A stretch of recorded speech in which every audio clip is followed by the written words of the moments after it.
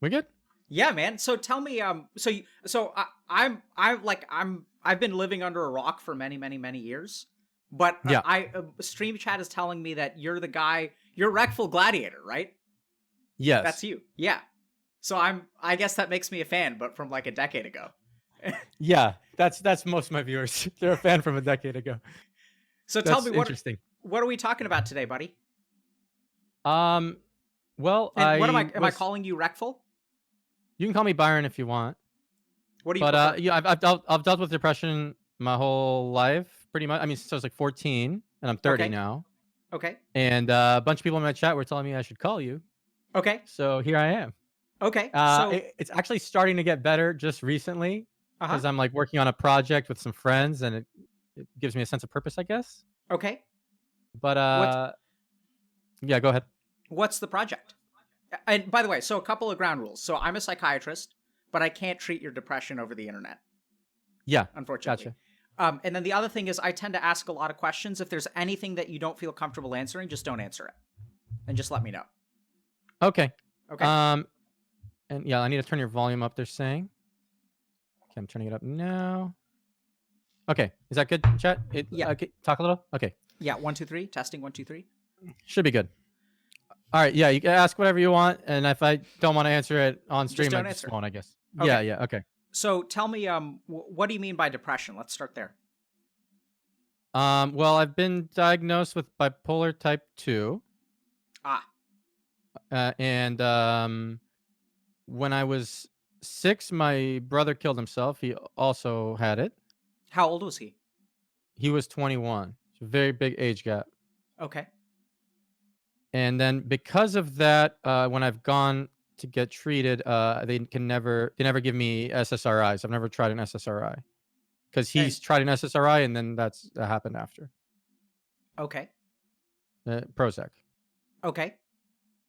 Okay. And I've tried a couple things. I've tried like I was on a really high dose of lithium at one point, How did and that then make you feel? very bland. Yeah, the same thing people always say, like kind of dead. Kind of Yeah. yeah.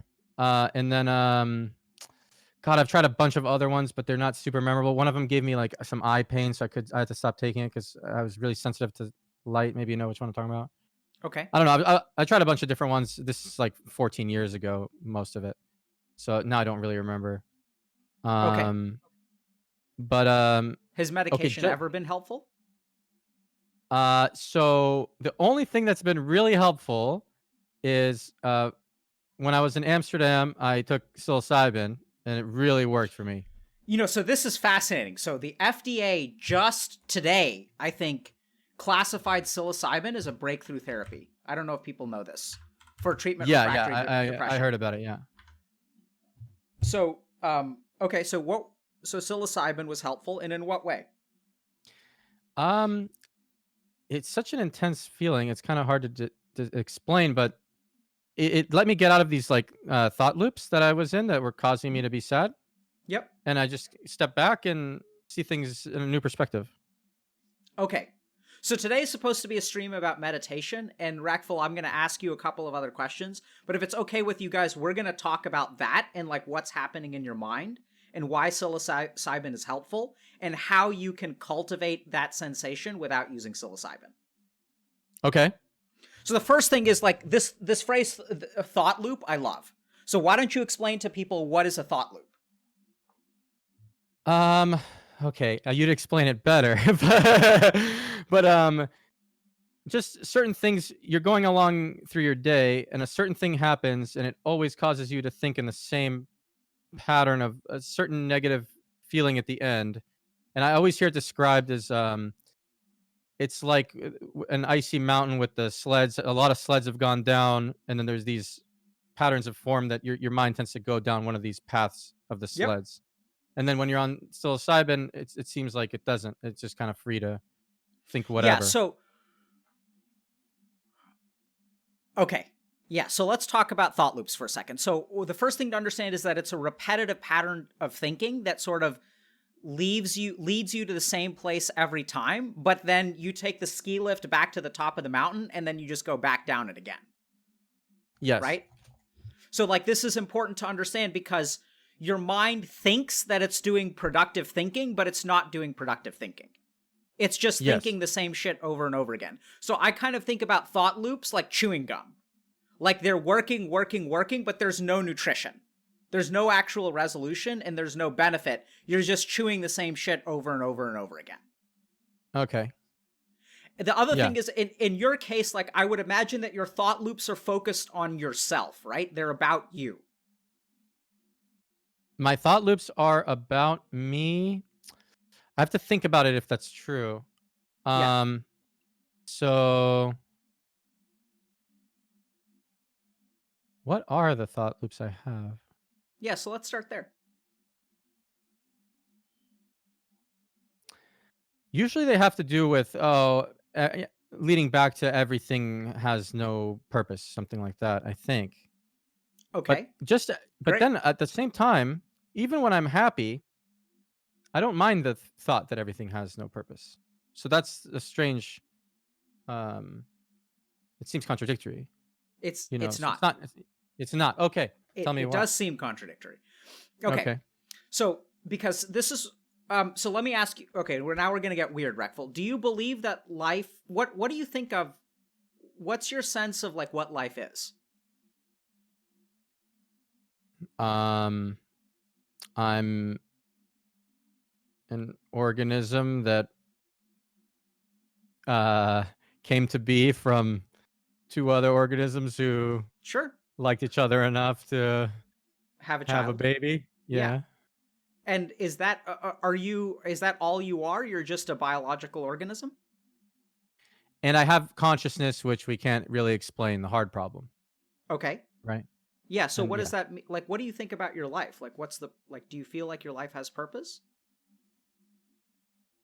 most of the time, no, but recently I've started to think yes because I realize I can start trying to help other people who have had my same problems, so I relate to them.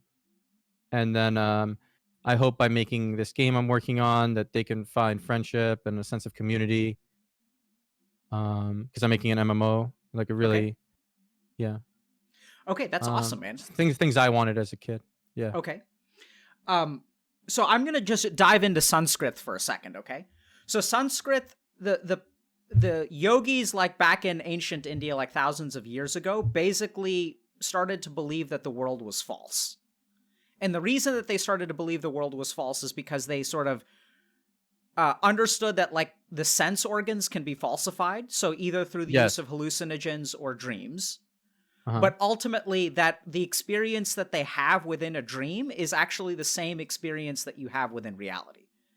That even though a dream can be fake or real, your experience of a dream is the same as your experience of life.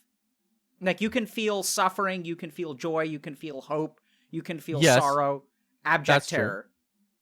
And so what they realized is that like ultimately the foundation of reality is actually consciousness.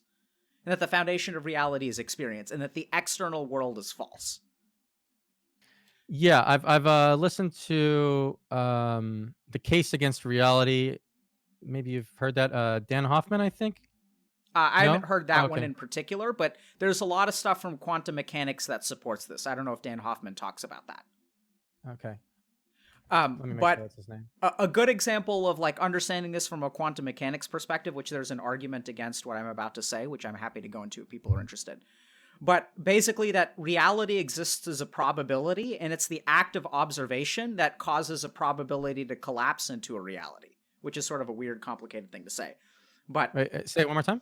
so that reality actually exists as a probability, like reality is not static, and that the act of observation causes a probability to collapse into a reality. So that Okay. like the world exists as a probability waveform, and when you observe something, that probability disappears and it becomes a reality.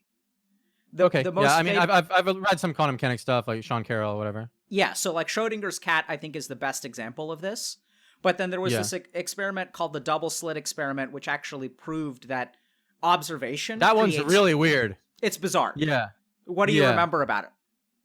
Double slit experiment. Okay, they shoot electrons through the two slits. If they look at the electrons, they show up on the other side as like uh in a certain pattern, and if they don't look at it, they show up in a different pattern, Yeah, something like that. exactly. Yeah. So what they show up as an interference pattern if you don't look at which of the slits the photon goes through, right? So it's like The photon. Yeah. the bands of light and dark. And Yeah. then if you observe which slit the photon goes through, then the pattern on the other side disappears. So Okay. literally, like, what you see depends on where you look. Like, if I'm looking at bizarre. the slit, then I only see one point of light. And if I'm not looking at the slit, then I actually see an interference pattern. Right? Yeah, it's Crazy. bizarre. So what's your interpretation of it? That consciousness creates reality. It's what the yogis have been saying for thousands of years. Okay. That the act of observation, that our consciousness has creative power. Now, Okay. the interesting thing is that so now we get to Sanskrit, and this is kind of a real roundabout way of getting to this idea. So the yogis actually came up with 2 words for reality. One is Maya. Maya means illusion, and the other is Lila, and Lila means play. And so interestingly enough, both of these sort of imply a falseness to the universe. But I think what's happening is, on some sense, you've had an experience either through psilocybin or other things, and I suspect other things, and we'll get to that later, that has given you a sense that something about the world is not real. And what happens is when I have had it many times. Yeah. when you're happy, yeah, we'll get to that. When you're happy, you can exist in a Lila state, which is like, it's no big deal that the world isn't real. It's play. Like, let's just have a good time. It's actually just like a video game. Like, just it's like because an experience machine. Yeah, and just because a video game isn't real doesn't mean that we can't enjoy it, right? In fact, quite the opposite. That's actually a big problem for most of my audience. Yeah, and you don't need to know how the game works even to enjoy playing it. We always are trying to figure out how life works. Now we have to be careful, because even though you can appreciate Lila, which is play, and you can appreciate that nothing in the world is real, when your depression acts up, and I want you to understand that depression is like a pattern of thinking within your mind, it takes the things that you know and distorts them. So it takes it hijacks this idea that you know that the world is like not a real place in some sense. And then it sort of makes you feel like there's no purpose because nothing is real. But that's an understanding that doesn't actually mean like anything bad. It's just, that's what the depression does. The depression hijacks your thinking and takes the things that you know and spins them in a particular way that like actually makes you suffer. Yes, but then I was also saying that even when I'm happy, and even if I thought reality was an illusion, I could still be happy at those moments. Yeah, absolutely. Right? But that's because when you're able to step outside of depression, when you're able to step outside of yourself, you can appreciate that like life can be happy and joyous even though it isn't real. But when your depression kicks in, you become nihilistic. So nihilism is this idea that like life has no purpose and no meaning, so we might as well fuck around, which actually isn't the case. So first, Reckful, why don't you tell me a little bit about what happens in your mind? Any questions about this? No, that I followed. I mean, okay, it does follow that what we see as reality is not base reality for sure, because if you think how a different animal, let's say we look at an ant, they're not going to perceive reality anything similarly to how we do. They perceive reality in a way that helps them survive, and we perceive reality in a way that helps us survive, right? Let's say we have to notice lion running at us or whatever, and we have to notice motion more than other things, or like back in the day, and the people who actually saw too many things or saw base reality wouldn't have survived. If the natural selection would favor people who just see certain things more, the threats. So now that segues into an important point, which is that your mind is designed to survive. It's not actually designed to protect you from suffering. Yes.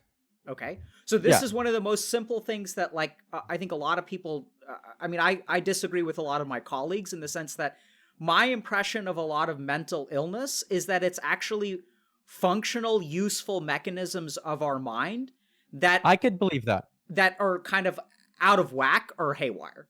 So anxiety is a good example of our mind's ability. Go ahead. I agree with you, because I was just saying on my stream earlier today that anxiety actually could get passed on as a trait from natural selection because it could help. Let's say you're always worried someone's going to kill you. You could have 1,000 years ago survived because of that, and then that Absolutely. trait could pass on. Yeah. So let's just tap into just for 1 second what anxiety is. And I've talked a lot about anxiety. So we're going to talk more about depression today. But what I understand anxiety to be is that anxiety is simply your mind's ability to look into the future and predict problems. That's all it is. Okay. It's just the future predicting capability. And if you think about someone's experience of anxiety, what happens is they look into the future and they predict a problem. And the possibility of that problem worries them so much that it sort of controls their behavior.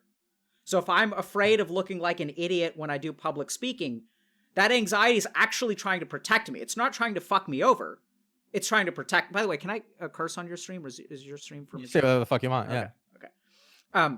And so actually, all really anxiety is trying to help you out. And the first thing to understand if you want to conquer your anxiety is that like it's trying to help you out, and then you just have to understand that it's like a guard dog that is like way too sensitive. So there are ways that you can calm it down, but the first thing that we need to stop doing is demonizing our anxiety or trying to like root it out of us. Because once we understand where it comes from, then we can try to put it into context. We can try to help it. But let's talk a little bit more about depression today. So tell me what your experience of depression is. Okay, it's very hard to explain. The easiest way to explain is I've had years of my life like this where I wake up every day and I don't see a purpose to doing anything. Okay. I don't see a purpose to getting out of bed. I don't care if I stream or don't, or if I go eat or don't. At some point, I get really hungry and I'm like, okay, I guess I have. Like, I feel like it forces me to kind of, Yeah. But I don't really care one way or the other. And then I start to think I don't care if when I go to sleep, I don't care if I wake up. I'd prefer not to. Actually, the sleeping was the most peaceful part of my day. Okay. And how long would this stretch last? Years. Okay. So I've had it since I was 14, and there's like 14 to 16, and then I remember when I found photography, I was like a little inspired for a little bit, and then it went away, and then maybe 17 to 20, like it goes for years, and then I'm happy for a little bit, and then years, and I'm happy for a little bit. how long is your period of happiness? My chat would know better than I do, but it's pretty short. I don't know. I like 2 months maybe. Something. Okay. Yeah. Is So, that are you hear about people like that? yeah, so I think this is a okay. really common misconception. I think you may have clinical depression, but I think what you're describing is not clinical depression. So I'm going to explain to you guys what clinical depression is. I think your problem is that your life is empty. That's different. And in fact, that's what we were going to talk to the other person about today, and we will. So I got a bunch of questions about this because... Wait, so you're saying you think I was diagnosed incorrectly when they said I have bipolar? You may have depression on top of that, but what I want you to understand is that like there are different flavors of depression. One of them is a biological, organic, neurochemical kind of thing. And what I'm hearing from, but there are certain features of that you don't really fit that bill. So I'm going to describe what that is. So you may be depressed on top of being unhappy or having a life without purpose. But those are two independent things. And the whole point behind what people got interested in last week and what we're going to finish up today is actually perfect for you, which is maybe why people are telling you to come on. So I treat people with depression. And sometimes what happens is I treat them for a while and they come into my office and they say like, okay, so I'll like assess them for depression. I'll be like, are you getting out of bed every day? Are you able to do this? Are you able to concentrate? Are you able to go to work? And they'll say, yeah, but I'm still depressed. And then I tell them, well, actually, like, I don't think you're clinically depressed. Now you're just unhappy. And there's a difference between clinical depression and unhappiness or a life without purpose. Okay. And this is the tricky thing is like, what's happened is our society has become so mental health focused that we've started to describe all of these things as like mental pathologies. But I think that this is like, your problem is that you're at the top of Maslow's hierarchy of needs. Are you familiar with that? No. Okay. So Maslow basically said we have a hierarchy of needs, that at the bottom we need like food and shelter, and then we need community and all that kind of stuff. And at the very top is something called self-actualization. That at the end of the day, like we have a need to become like fully actualized human beings who like derive, I mean, it's a need for us to feel like we're accomplishing what we put our mind to. Okay. And so I think what you are is unfulfilled, and that you've probably been I mean, that's inappropriate, true. insufficiently challenged since you were a teenager, and that life has not like given you anything that was worth fighting for. That it's just like, it's been like easy mode.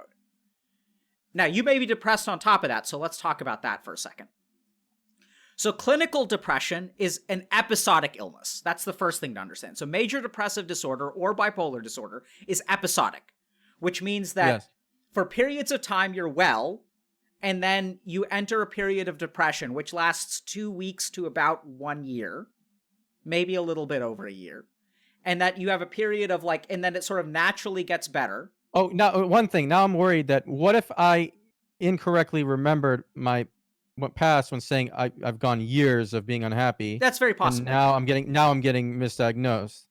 No, Because maybe I haven't gone years. Maybe it's been 1 year. Sure, so that's possible. So Yeah. like I said, I don't think that. How long do the happy periods would the happy periods be? It depends on the person, but generally speaking, like I'm looking for a few months to a year to even over a year. Right? So Okay. I'm looking for like somewhere between like 4 and 6 months of like a period of remission. Now you could, like I said, you could have depression. You could have depression. I don't know that you don't, or bipolar 2. But what I'm saying is that, like, generally speaking, sometimes I talk to people and they say, I've been depressed since I was the age of 14. And if you've constantly been depressed for 15 years, that's not how major depressive disorder works, because our body has... No, because I've come in and out of it. So I've come out of it when I started like photography. I came out of it when I started liking I guess World of Warcraft for a bit. Came out of it when like little periods though. I came out of it when every time I find, but then that could lead back to fulfillment. Every time I find something I really like, then I've come out of it for a short period of time. So it could just be the fulfillment thing that you were saying earlier. Well, so hold on. Let's talk about this. So I think you're onto something, but that your solution is half correct. So why do you think it is that photography, like, do you remember when you started doing photography? Like, how old were you? I was 16. My dad bought me a camera for my birthday, and I remember taking a bunch of pictures, a film camera. And then when I got it developed, I looked at them and I was like, "Oh, I really like this. This is fun." And that's it. Nothing more to it than that. Okay. How do you remember how you felt before you got, like, tell me about like what high school was like for you, early high school. Man, it's kind of hard to dig deep into. Okay, I do remember. I like most students didn't enjoy being in class. I had a few friends outside of class though. We played. Started liking playing guitar a little bit, and some of them played guitar a little. I liked that. There were little periods of enjoyment here and there. We talk about what kind of music we like high schoolers do, I guess. Do you have fond memories of being a freshman in high school? Some memories are not bad. Overall, my thought about school is that I didn't like it, but I can remember some good things. What didn't I you did like about it? being in class, but I remember liking. I did like some.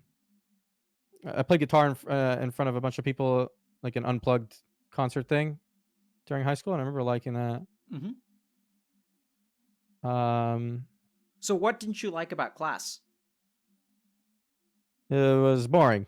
The things I was learning weren't things that were super stimulating to me, and sometimes I already knew them, but not always. I didn't always know them. Yeah. Sometimes I just School didn't know was them, but easy? they weren't what I was interested in. Huh? School was easy? School was pretty easy. Yeah, I was. Yeah, I had good grades and SAT and all that. Yeah. Yeah. So we're going to talk more about how you were insufficiently challenged, because I still think that's your problem, but we'll get to that. So tell me a little bit about, so it doesn't sound like, I'm not hearing anything about depression when you were in high school. You said 14, but you're not describing anything to me that... Oh, yeah. No, because it's hard for me to really dig deep and remember. I mean, I remember I listened to a lot of sad music. I was idolizing a lot of people who killed... I was idolizing a lot of people who killed themselves at the time, because I was listening to like Nirvana and then Elliott Smith and then I don't know, a bunch of other, I can't remember, But I mean, sounds like you were I emo. I, Not I would depressed. yeah, it could be. Yeah, I know. I was but the lyrics were very relatable to me. Okay. Um, What was relatable I about mean, the lyrics? I guess just this overall lack of purpose and meaning. Something. God, I'd really have to.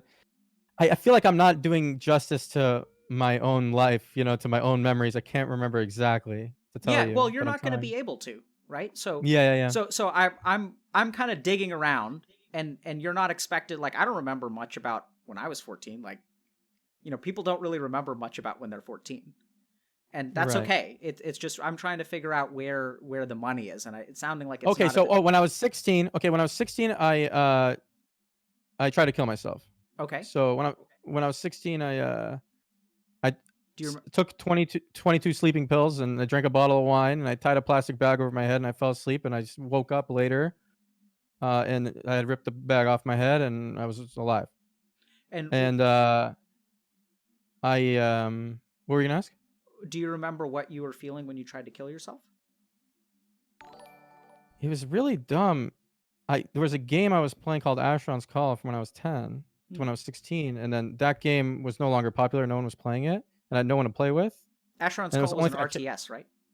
no, it was an MMORPG, Okay.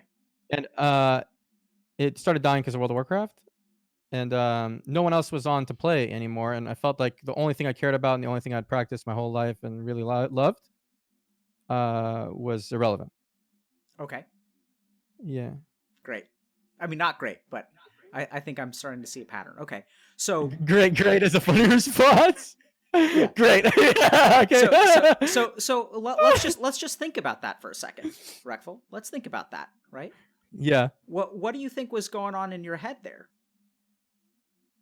So I think now that you're leading me to the answer, but the Astronaut's Call was giving me fulfillment and Uh huh. a place to try as hard as I could and be competitive and whatever, and meet friends and all these things, all these natural human desires. Was it And hard? then it was hard, yeah. And Yeah. then it went away, and I didn't have that anymore, and I was unfulfilled. Uh huh. And then when did you get your camera? It was around a little after that. Yep. Yeah, around yeah, and then I just started liking photography. So tell me about the photography. It's really hard when it's about artistic things. I can't remember like the feeling and the why I like. I don't know, but I was in I took It's pictures for okay. a while, and then my parents took me on a trip to Europe to show me where they used to live in Switzerland and neighboring countries. I took a lot of pictures there, and I came back and I got a bunch of my pictures printed out, and then I walked around South Hollywood and like into art galleries and showed them my pictures, and one of them put my pictures up in the gallery, Hmm. and then I remember feeling good Yeah. that happened. And when did the depression come back after the pictures?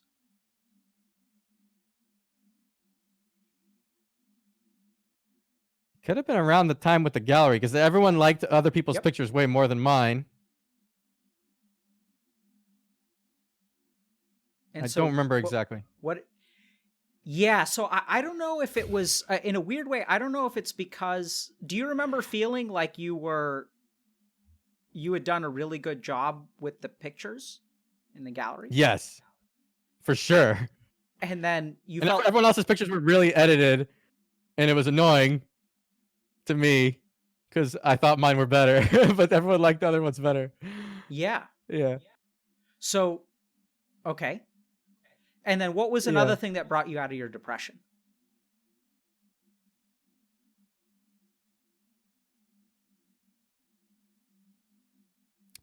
I don't remember the next part because I started playing World of Warcraft, but I don't remember ever being happy while playing World of Warcraft. I played it for so many years. Yeah. I don't remember being really happy at any moment, even when I was at the top Okay. of it. So I want you to so I think your periods of happiness, like when you came out of your depression, those sound to me like they're not dealing with the underlying problem. I think what happened is you had opportunities for you to distract yourself from the underlying depression. Like you can get into something, but only for a time, and you can only distract yourself for so long. And then what Okay. happens is one of two things happens. Either one is that like something takes that away from you, or oddly enough, I think the reason that photography may have lost its interest is this is going to sound really bizarre, is not because other people's photography was better than yours, because something tells me that when someone is better than you at something, that actually pulls Oh, you I out of your actually want shell. to try. It's a drive. Yeah. What happened, your fucking problem was that you were young, you were how old? 16.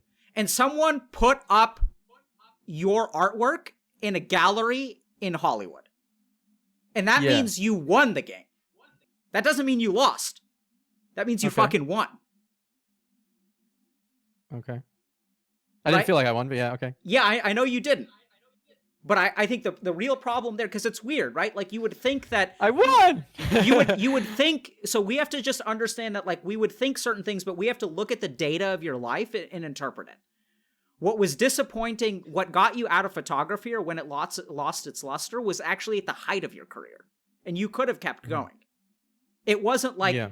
it wasn't like you walked around and you dropped it because no one displayed your artwork. Like that makes more sense. Like that's a loss, right? I walked around and I showed it to a bunch of people and no one displayed it, which is like, that's not even that unusual because you're fucking 16. You took some pictures. Yeah, Like, yeah. who's going to display your artwork in a gallery in Hollywood when you're 16 and you're just like, you got a camera months ago?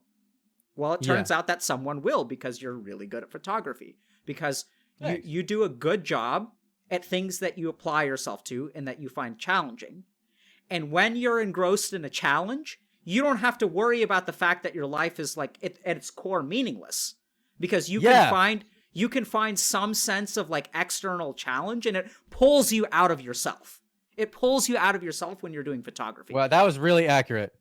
And the thing, Reckful, is that you don't like being yourself. And so when you can pull yourself out of being yourself, it's true. it's an amazing feeling, because you don't have to be Reckful. Right? Because Reckful's life isn't worth living. Like, you can wake up today and you can eat or not eat, but who the fuck cares? It's just Reckful's life. But when you're doing photography, you're like, you're not Reckful anymore, right? You're like taking a picture. You become kind of like one with the picture. Mm-hmm. And then the problem is, like, once you get good at that, then you're like back to being Reckful. Like, you've conquered that. And so you're like, okay, well, now what? So we got to understand, like, what is it about you that makes you feel like living your life is not worth living? And we're going to talk for a second. I'm going to get to that in a second, but I want to talk about psilocybin. So what psilocybin does is it takes you away from Reckful. That's why you loved it. Right? Because you actively love. Yeah, sure. Whatever. Okay. But like, so your thought loops and the depression and stuff like that all exists within Reckful. Like, Reckful's life, you have this ego, this thing called a humkar, which thinks that your life is fundamentally like meaningless. And what psilocybin does is it takes you actually outside of your ego.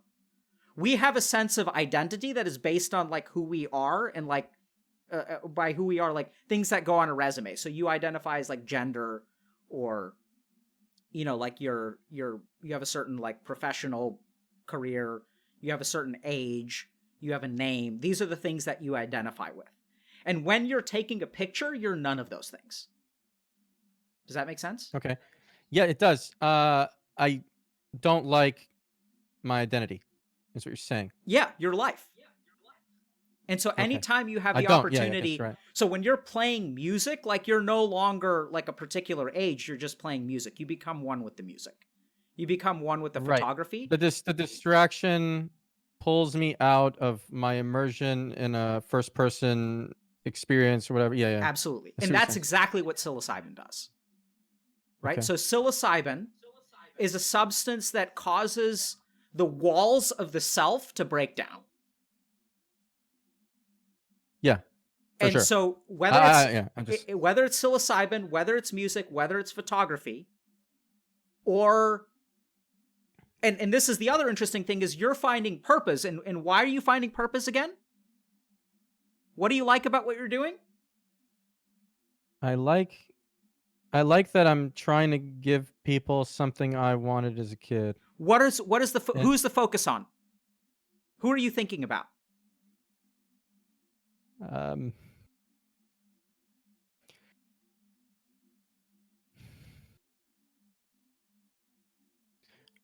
Just people haven't experienced what I did.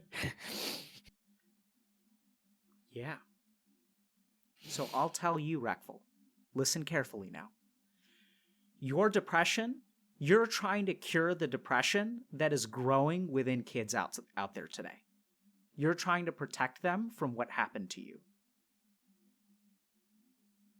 Yeah. How does that feel? That feels good. Yeah. Feels meaningful, yeah. Good is an understatement. It's the understatement of the fucking year. It is vital. It is crucial. You must do this thing. Yeah, I agree with you, yeah. Yeah. I think it's the fucking understatement of the year when you say, yeah, it's like, it like gives me a reason to wake up in the morning. Like, no, this is Dharma. I've talked about Dharma. You may not know what I'm talking about. People who watch regularly. This is Dharma. You guys are seeing it. Right? This is duty or responsibility. It's not something that you're doing. This is the other thing. The really powerful thing about this, and we'll get to the roots of your depression. The really powerful thing about this is that you're not thinking about yourself anymore. I don't know. I'd like to feel selfless like that, but I don't know that it's true. I'd like that thought. Yeah. We'll get to how you're thinking about yourself. So I think now we also understand the roots of your depression. Because if you want to understand why you're depressed, you have to like really envision who is it that you're trying to help. Like all of the qualities when you're saying that you wanted to give people an experience that you didn't have as a kid, I don't think you're talking about playing a fucking video game. I think you're talking about being alone. I think you're talking about being abandoned. And you don't want people to feel the way that you felt. And so you're trying to make the world a better place.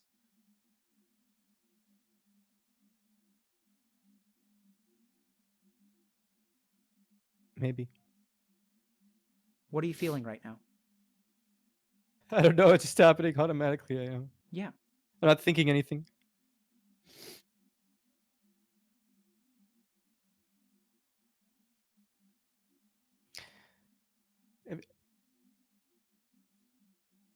Take a moment. It's nice to feel something. Yeah. It's kind of weird, right? Because you're crying. So most people associate that as like a thing that they don't want to feel. No, I liked it. Yeah. How do you feel? What do you feel in your body? I feel like in my body, I don't know how to describe it. I don't know. I feel like I just passed something. Yeah. And kind of hopeful, I guess, for Yeah. the future, maybe. I think I imagine you feel a little bit lighter. But what we can call it is leveling up. A little bit. You just leveled up. Leveling up. Yeah. Okay. You want to keep going or you want to take a break? No, it's good. We can keep talking, but what games have you played? What's your how did you know my WoW stuff? Or I mean, because I played WoW like in Vanilla and Burning Crusade. Burning Crusade is good. Why are we talking about WoW? Why are you asking me questions about myself now, of all times? Why do you think? I don't know. You tell me. So I think that's us taking a break. So I think you've had a lot, and now I think you need to step away from what you're feeling for a little bit. And already your mind is returning to normal, right? You're returning to normal, Reckful, where your thoughts, like your mind had shut down for a little bit. And as you start to ask me questions about myself, which I'm happy to answer, your mind is going to start functioning again. And that feeling is slowly going to go away. Uh-huh. So shall we take a break? What do you mean by break? Like, we're just going to talk about anything? No. So talk about whatever? So what I mean by break is like, you just went through something that was like a little bit powerful and a little bit emotional. And that's a strange state of mind to be in. You didn't know what the fuck was happening. And it was like you went underwater. And now we're coming up for air. So if you want to, we can go back underwater. Like if you want me to just do that again, we can do that again and you can learn more. Or I don't want to blow my nose. Yeah, go ahead and blow your nose. Just take a minute. Take a minute, man. Okay. Yeah, you can talk, people. Okay.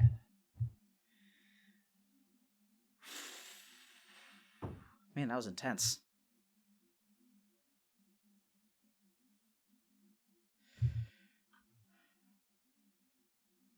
Yeah, I know I'm still live on stream. I just need to process for a second, too.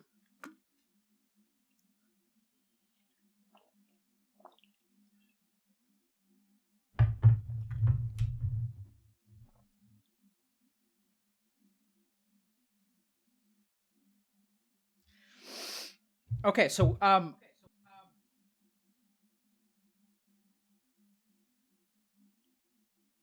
okay, so I should introduce myself to stream. So my name is Dr. Alok Kanoja. I'm a psychiatrist practicing in Boston, Massachusetts. My main area of interest is technology and video game addiction.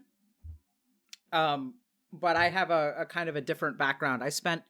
Maybe I should wait till Reckful's back, but I spent a few years, about 7 years, studying in India to become a monk. And then spent about 7 years studying to become a monk, and then ended up going to medical school and became a psychiatrist. If you guys want a Harvard Andy, I trained at Harvard Medical School, and I'm faculty at Harvard Medical School, which a lot of people seem to get a kick out of. And my main area of interest until about 1 year ago was incorporating like Eastern medicine, like Eastern ideas and philosophy. So studying a lot of like yoga and meditation and Buddhism, Hinduism, some of the more esoteric spiritual practices as well, into mental health treatment. And my experience has been that like our Western understanding of mental health is just woefully incomplete. And there are a lot of reasons for that. And I've had a lot of success through helping people kind of like Reckful by sort of getting to some root issues, which is what the Eastern system kind of conceptualizes. Like Western medicine thinks about depression as like something that you just treat with an SSRI. Like you just give them medication and you do some therapy, and then like it's just a disease that you live with for the rest of your life. Like there's this idea in Western medicine that once you get diagnosed with depression, you have depression your entire life. I don't believe that. I mean, I think some people do, but in my experience, I've had some people in my practice who have had bipolar disorder who like are off of medications, and they have these sort of really powerful spiritual or psychological experiences that really get to the root of where their illness comes from. And by getting to that root, you can actually like have someone have a transformative experience, which is what I believe. And in Reckful's case, I think that, you know, he may fit criteria for bipolar disorder type 2, but I think the basic problem here is that we're going to talk to him in a minute. You ready to dive in again? Yeah. Okay. I kind of wanted to hear what my basic problem was, but it's better I don't know. No, it's fine. Yeah, so we're going to get to that. So I think basically like Reckful's challenge is that something like, I don't know if you guys saw this, but there's something really powerful about what he's trying to do. And that comes from somewhere, right? Like, it's not like you just like, he's not trying to help people with like autism. He's not trying to help people with Down syndrome. He's not trying to help people with who are, you know, like victims of like genocide or the Holocaust. He's trying to help like lonely kids find meaning and community and support. And I think that's the root. So my question for you, Reckful, is like, what was your childhood like? Tell me about your childhood.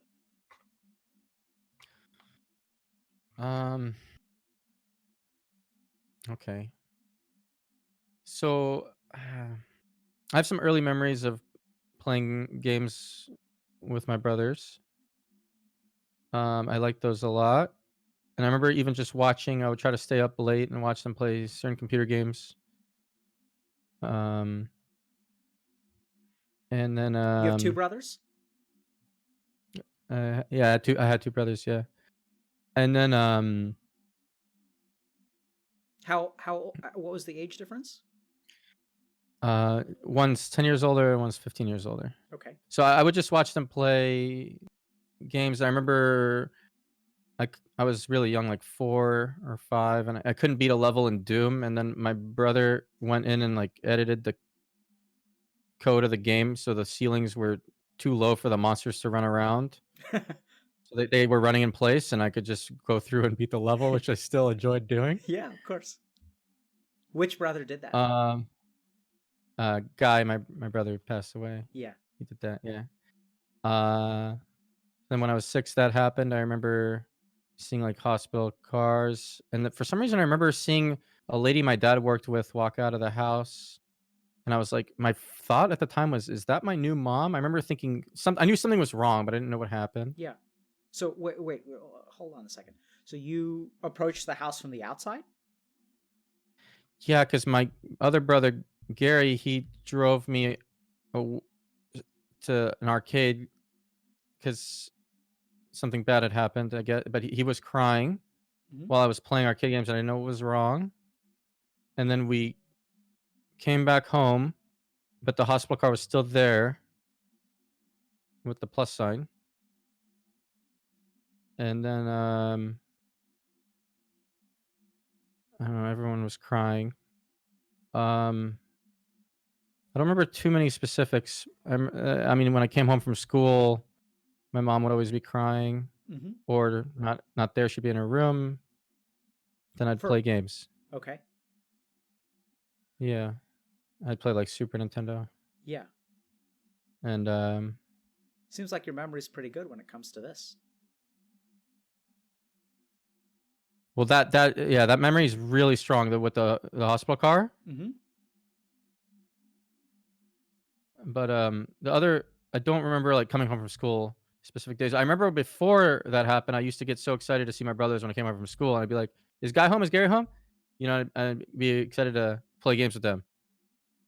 Um, Yeah. And and that was gone after, yeah. yeah. And yeah, my other brother Gary, he never left his room anymore, and he'd be playing guitar. I'd hear him playing guitar. So Um, what do you think life was like for you after that? it's very lonely for sure.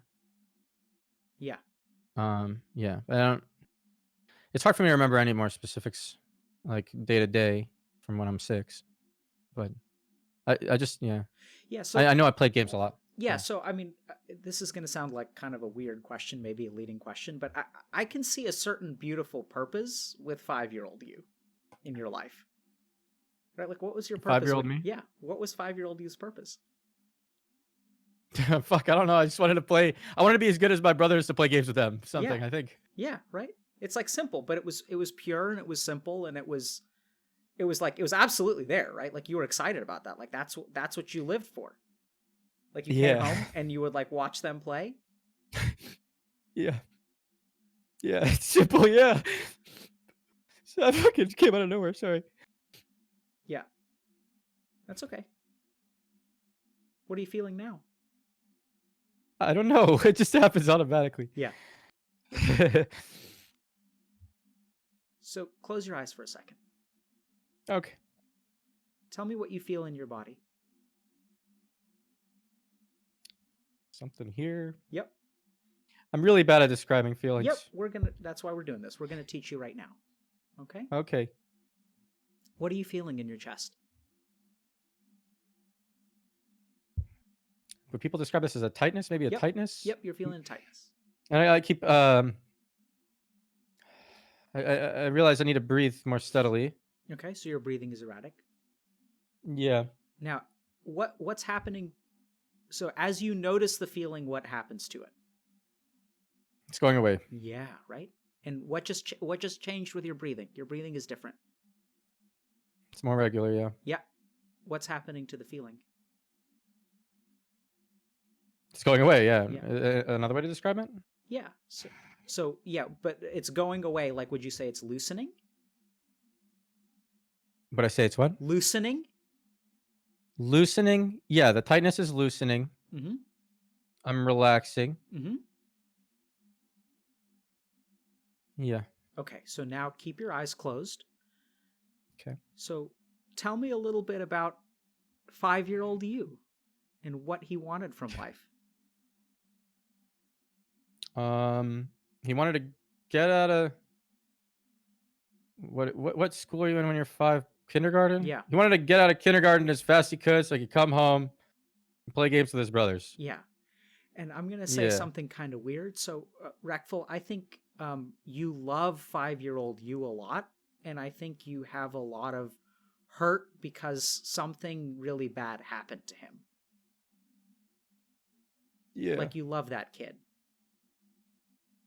And something that was just terrible happened to him. Do you see how like that kid is not you? Like that's like Yeah, fuck, it's not. Yeah, it's not. It's not, right? It's a different. No. But you love him so much, and the problem here is that you're trying to protect him. You try so hard to protect him and take away what happened to him, but you just can't do it. And you don't know how to help him. Yeah. What does he need? True. I don't know. Come to terms with reality? Nope. Okay, That's I what don't you know. need.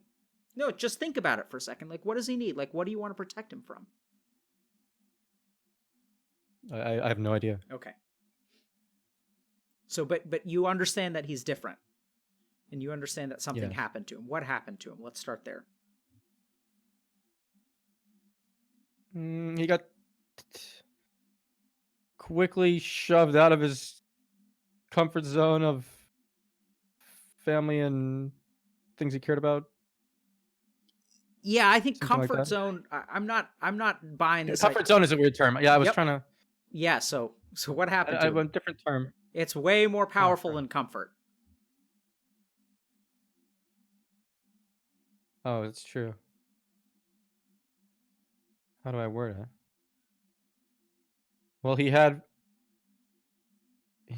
family. Uh-huh. And then he didn't.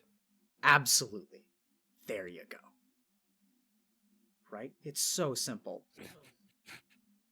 Yeah. So simple. It's not fucking comfort zone. And what do you want for him? What does he need? Family. Absolutely. Maybe? Absolutely. Fuck, dude. Okay. All right. It's nice how simple it is. Yeah. The things that fuck us over always are. Now, this is the really profound thing, Reckful, is that while this seems like it fucked you over, in a sense, of course it did, but in a sense it didn't. This is your karma. This is what happened to you, and this is what's made you the person that you are.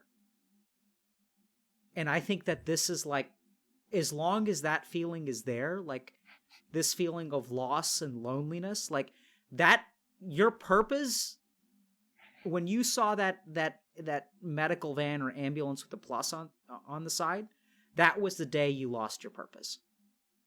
And for a time, you found activities that can help you get past that. You can forget about it. But that's the day that like your life changed, right? Like every reason that you had to wake up in the morning was to go to class so that you could come home from class and spend time with Guy and Gary.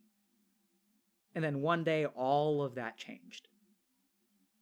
And it changed you, presumably irrevocably, but I don't think that that's true.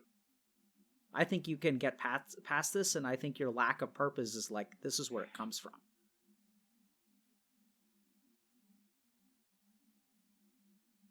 I'm feeling a little better.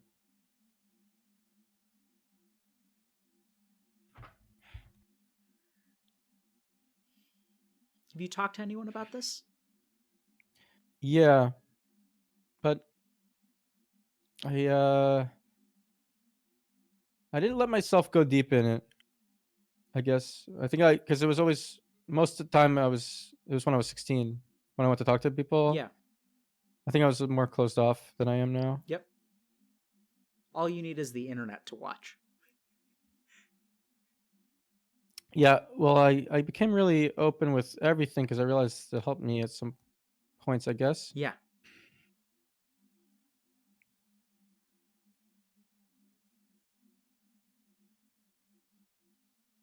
Yeah. I think can help others too. Yeah.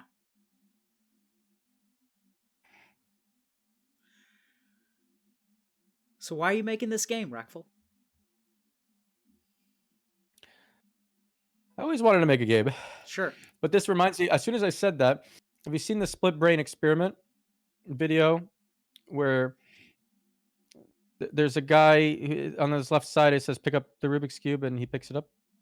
And then it says hand it to your other hand.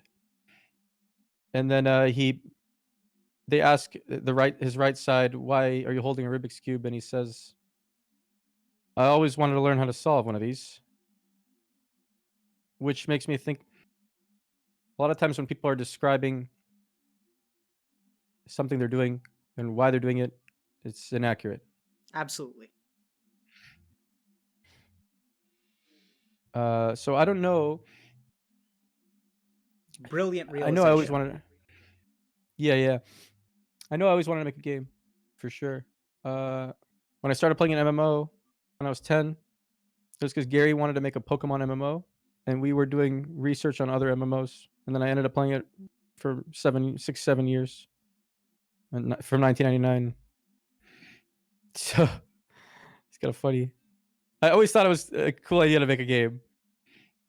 I started streaming on Twitch because some game company who made a game called Forge said that if I advertised their game, I could work for them or something, or help design the game, and that their game didn't succeed, so they never hired me. And then now I finally can make my own game, just because I'm streaming for a long time and can fund it. Yeah, so Reckful, this is really important to understand, okay? And I'm going to reference some stuff that I've talked about before. So I want you to understand that everything that's happened in your life has brought you to this point. You've always wanted to make a game, but that's a desire. That's just like, man, I've always wanted to make a game because I'm a gamer, and that's kind of cool. Like, I also want to, like, I've wanted to make games. Like, I'm interested in that. I bet a lot of people are. But what got you to where you are, like it has to be the right game. The stars have to align for you to make the game that you need to make. And there's been one really big star missing, which is like purpose. And I think the reason that this game is different, and it's got to be, because you're trying to solve something with this game. Yeah. And that's going to give you the strength that you need to actually solve it. Yeah, I'm a little worried. I don't know that I'll initially solve it on first release right away, but I want to, always be patching and iterating to get there. Yeah. Yeah, we can talk about that more, but I mean, I'm not worried about that. I mean, that's just specifics, yeah. So I think the main thing here is that you're trying to do something really important, right? And I think you're not making the game for some like faceless kid out there. Yeah, you're saying I'm making the game for a kid like me who wanted something to go home to and friends to spend time with, a way to spend time with friends online and have community and stuff. Yeah. Which is true. For sure, yeah. I mean, I would take it even one step further. I don't think it was for a game for a kid like you. You're saying I'm making it for me. Not for the you today. Me as a kid. Yeah. That's where it comes from. What do you think about that? That's really accurate, I think, yeah. When you say it, it rings true. Yeah. It's like, yeah. Right? So I think this comes down to, so if you want to get to the roots of your depression, you've got to help that kid, like within yourself. You cut out. Sorry. Get to the root. Get to the root. What a great time to cut out, right? Yeah. To get to the root, I think you've got to help you, right? That's what you need. Like, that's where the hurt is. That's where the depression comes from. That's where the loss of meaning in your life comes from. Because, like, meaning was taken away from you. You had plenty of meaning until one day you didn't. And all you've managed to do is distract yourself and find relief through distraction. And you're good at what you do, and you're ambitious, and you're intelligent. So sometimes you can trick yourself into thinking that a distraction is purpose. But it's not. And I have a question. Yeah. Now, how did your purpose come to be wanting to help people? I know. I'm curious Yeah. now because now you're talking about mine. Yeah. Yeah. So my story is kind of funny. So I played way too many video games in high school. I mean, probably as a kid, even before that, but it really started to become a problem in high school. And then after my first year of college, I had less than a 2.0 GPA. And then for the next year, I also like kind of failed out of college. I was on academic probation. And my dad, who's a really fantastic guy, was like, something's got to change. And they'd tried everything. They'd like punish me, like sent me to a military school and like all this kind of crap. And I just wasn't getting my shit together. And he said, so you have to go to India. And I said, okay. So the summer after my sophomore year, I still remember because my memory is clear about this too. We were kind of talking like late into the night, and this conversation was different because like usually when I would like fail stuff, like they would yell, right? Like I'd get punished or they'd like be like, I'm fucking up. But this time my dad was just sort of not really resigned, but it was like a really like problem solving conversation. And we kind of like, I felt like we were on the same team, and he was like, look, we got to do something about this because this is not working. So I went to India. You're 20 or so? You're 20? Yeah. So 20 or 21. And I went to India and I stayed at this place called an ashram. And an ashram is like a monastery. So I spent 3 months studying yoga and meditation and absolutely loved it. And what I loved about it is that we study all kinds of stuff. We study physics, we study mathematics, we study history, we study sociology. We don't study ourselves. Like even if you study psychology, it's about like experiments about other people. It's not like how you work. It's not like, why do I lack meaning in life? Like, how can I actually find the answer to that? Where does meaning come from? How does our mind function? So in your case, the root of your depression is something called a samskar, which I'll explain later. And until that samskar gets dissolved, you're going to continue to be depressed. And this is why you can have periods of like distraction and whatnot, and you can fit clinical criteria for depression and all that good stuff. But at the end of the day, you have this samskar that formed the day that you saw that plus sign. Or maybe the next day when you realized that when you went home. I think the samskar formed the day that you actually realized. Which was your older brother, Guy or Gary?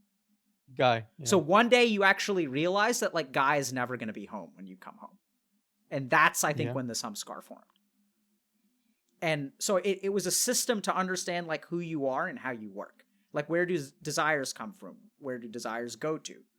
Like all this different stuff about the self, and I loved it. And so I decided to become a monk. I went to my teachers and I said, hey, I want to become a monk. And they said, that's fantastic. Come back when you're 30 and finish a doctoral degree and we'll take you. So I went back to the US and decided, okay, if I want to become a monk, then I have to finish college and then I have to like get a doctoral degree. So, but you had a purpose, so you probably did it. Yeah. You finished college? So I finished college. Every summer I went back and studied in India over December break. So I'd spend like 4 months a year in India for the next 7 years with the goal of becoming a monk.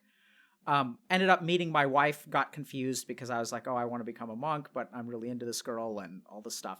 So decided Your mic's cutting in and out a little bit. I'm following the whole conversation. I don't know why it's happening. It's probably because I'm leaning back. Maybe the threshold's a little low. Okay. So met my wife, and a couple years later decided that like the monk path wasn't the right path for me, or more importantly, realized that you don't have to be a monk to be spiritual. That ultimately being a monk is not what you wear. It's actually all about your internal experience. So the way that you deal with your own desires, the way that you deal with your own ambitions, the way you deal with your own ego. And that for me... It's still cutting out. Oh, weird. Sorry. Is it cutting out for everyone? Oh, it's cutting out for everyone, right? Oh, it's the Discord people are saying.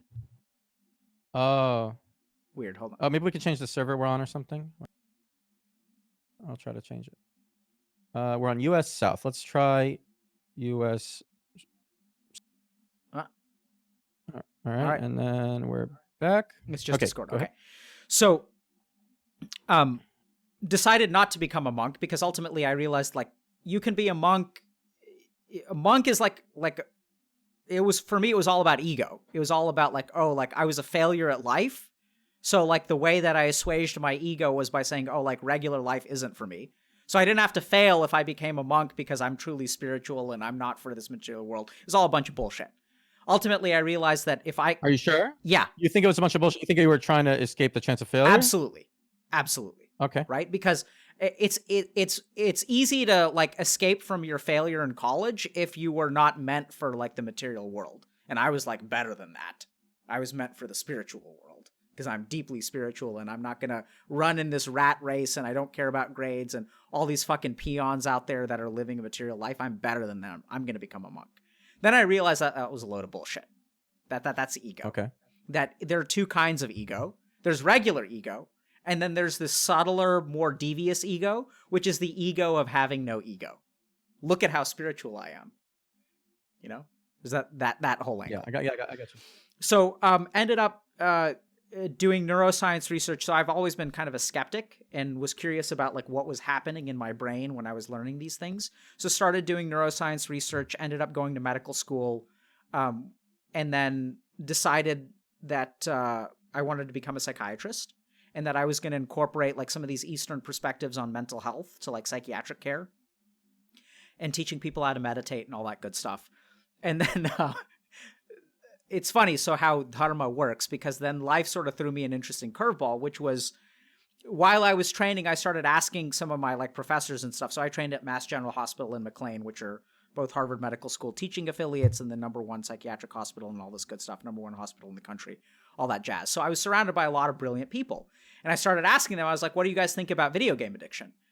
And no one has a fucking clue, right? So if we think about the leaders in the fields in general, if we think about like leaders in the fields of like finance, like world leaders in the field of medicine, they're like all in their 50s at a minimum. And so I realized like when one of my supervisors, who's a brilliant psychoanalyst, said, yeah, I think the reason that people play too many video games is the same reason they get tattoos. I was like, lady, what the fuck are you talking about? She has no idea. And that's when it hit me that like no one in psychiatry like has played a video game. Like all these chiefs of psychiatry at like head of the Department of Psychiatry at Harvard Medical School and like Yale and Hopkins and Harvard, like none of these people. It makes sense, yeah. They've never played a video game. So realize that like, oh, it's got to be me because who else is going to do it, right? And I think like that's what's special about you're nodding, right? Why are you nodding?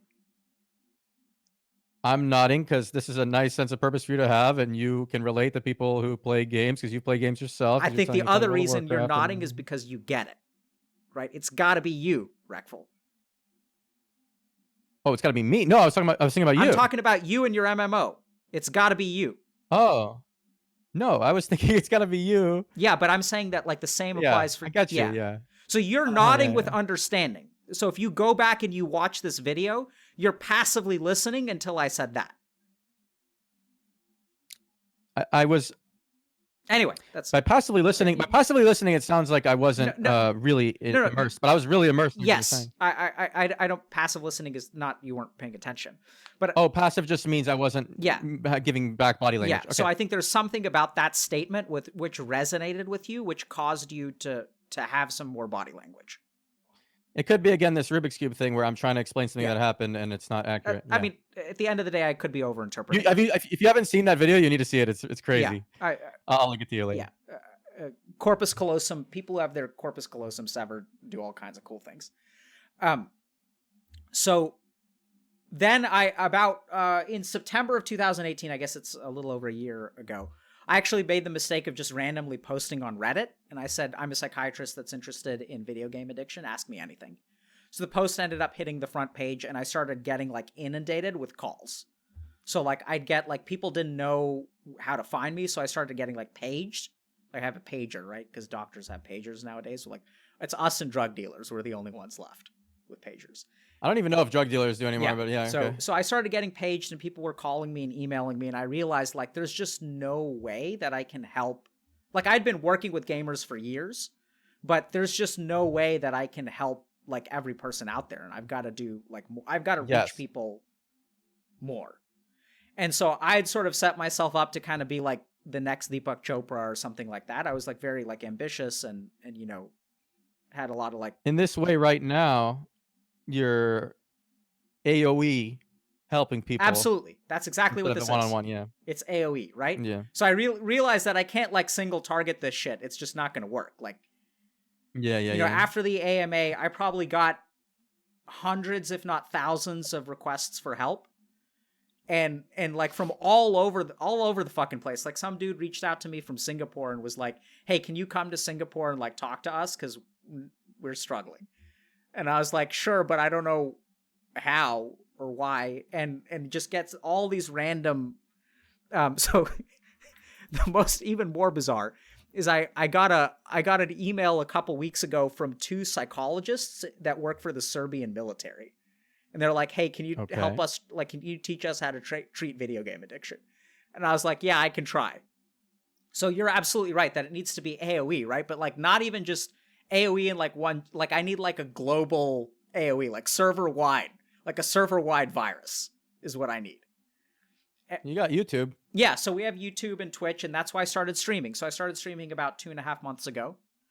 And, you know, was advised against doing that by a lot of people in, like, many of my colleagues and stuff like that because, I can get sued and all that good stuff and talk to attorneys and things like that. So hopefully I don't get sued because I'm not really delivering medical care. But, you know, what happens if someone comes on stream and then kills themselves or something like that? I mean, I think at the end of... I'll try not to kill myself anytime soon for you. Yeah, thank you. I appreciate that. I'm serious. I think that's important. Yeah, no problem. I haven't thought about killing myself since psilocybin, I think. Yeah. I believe that. If you do happen to have those thoughts again, feel free to reach out. You have my Discord.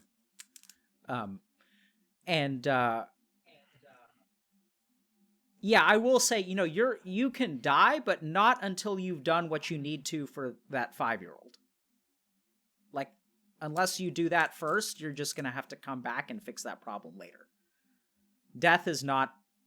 I mean, so in my religion and through some of my experiences through meditation, I really do understand. I believe in things like reincarnation, and I think the trick... Okay, but yeah, go ahead. This is where you're gonna what's the word? You're gonna divide your audience. That's fine. I'm okay with that. Yeah, I know. So I also say a lot of things on this stream that are based in science. This is not one of them. So I try to draw a distinction between, you know, what I believe, but I think ultimately, like, once you meditate, you start to have experiences, and then, like, I can't shake...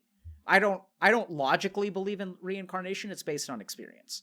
So there are certain techniques of meditation and stuff where you can remember your past lives and things like that. And I've just seen too... Consciousness is pretty weird. Absolutely.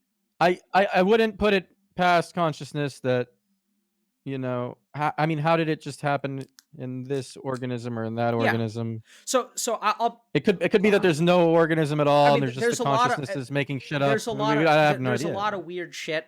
I think, you know, I don't scientifically believe in reincarnation. I don't think it makes sense logically, but like once you have some experience, it just feels so real.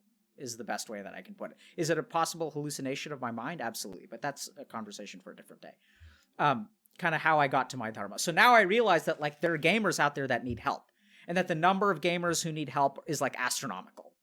That for the first time, mental health has surpassed cardiovascular disease and cancer as the number one cause of morbidity and mortality in the United States. That for the first... You have a little bit of a tick there. You while like searching for information in your head or something, like stats like that. You roll your eyes a little. I'm just telling you. You probably don't want to have it. Yeah. Why not?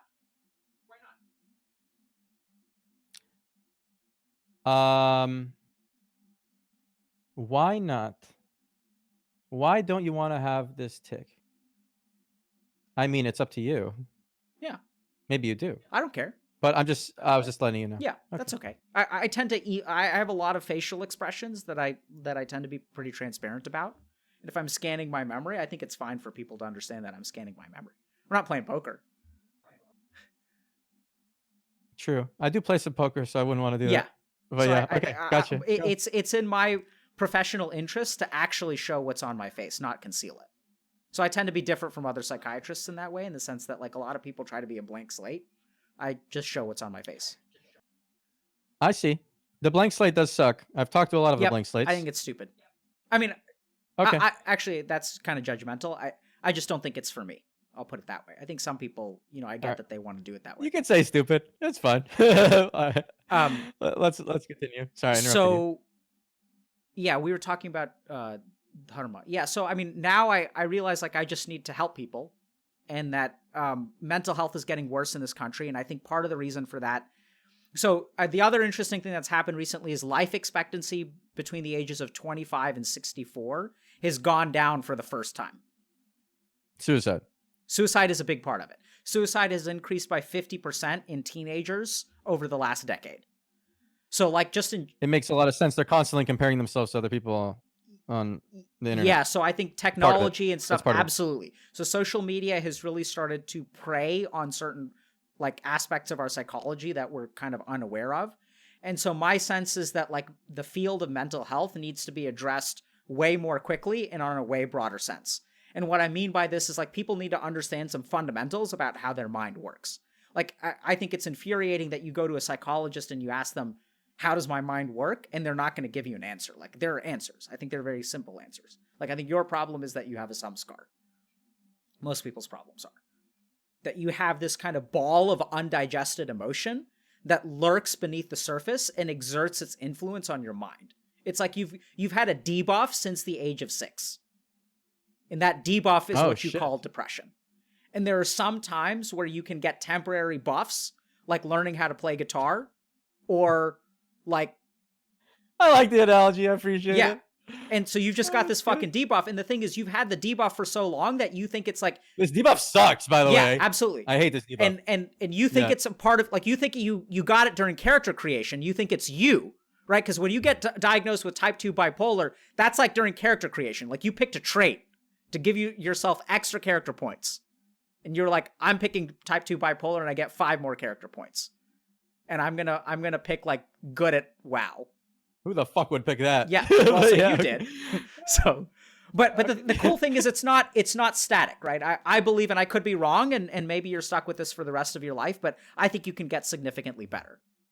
And I think it's like right beneath the surface, man. Like I'm starting to believe it. I'm good at my job, but I mean, like 15 minutes, dude. 15 minutes is what it took.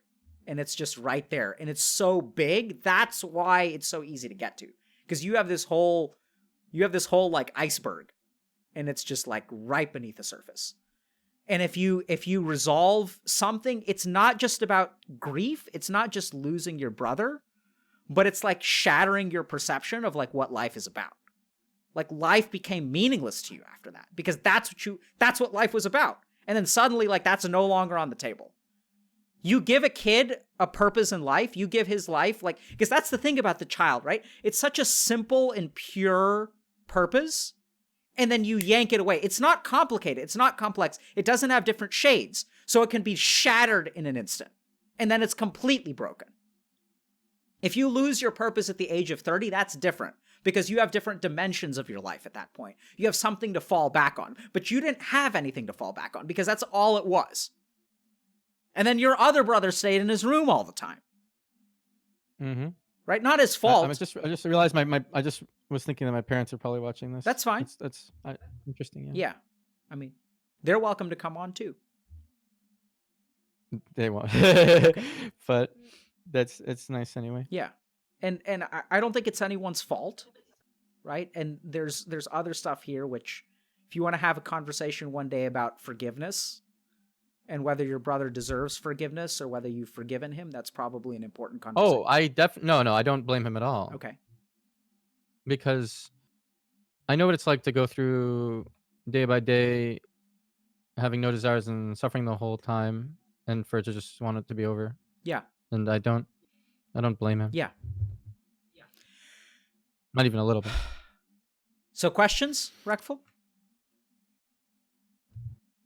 Other people? No, you did a really good job. You're good at what you do. What did we do? You're good. I'm happy to hear you say that, but what did we do? You just talked me through my problems and helped me find them. Okay. That's nice. Made some realizations about myself, and it gives me a little more purpose in the future. Good. A lot actually. Yeah. So I just want you to remember that when you feel depressed, like, it's not that those feelings aren't real. And there's a lot of science that suggests that it's not just a samskar, right? Because you have a family history of it. There's probably some genetic component to it. There's something going on in your neurotransmitters, which is absolutely real. But these are just sort of different like dimensions of the self. And so you can have that biological stuff going on, and you can sort of have what I would call sort of like the roots of your depression are spiritual. They're not even psychological. And that you have an unfulfilled karma. You have something that you owe to the 6-year-old you and all of the kids who could be that 6-year-old you. And you have to help the world become a place where like that kid, like you want to build the safety net that you needed. Yes.